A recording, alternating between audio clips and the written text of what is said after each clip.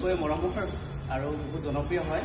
তেখেতে বহু দিনৰ পৰা ভাবি আছিলে এখন ডাঙৰ গাড়ী ল'ম বুলি দুমাহে ধৰি ধৰক মহিন্দ্ৰাৰ গাড়ী চালে টাটা চালে M0 চালে অৱশ্যে অকলে ডিচিশ্যন ল'লে আমাৰ স্কৰ্পিঅ' এনখন চিলেক্ট কৰিলে আৰু ভাল মুহূৰ্তটো আমাৰ আহি পালে এতিয়া সেইকাৰণে আমি এটা সৰুকৈ জাষ্ট আয়োজন এটা কৰিছিলোঁ এয়া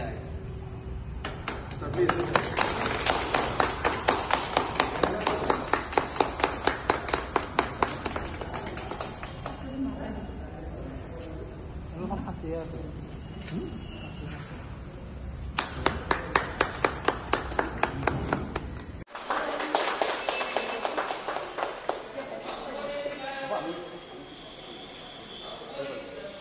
আইতাক দি দিয়ক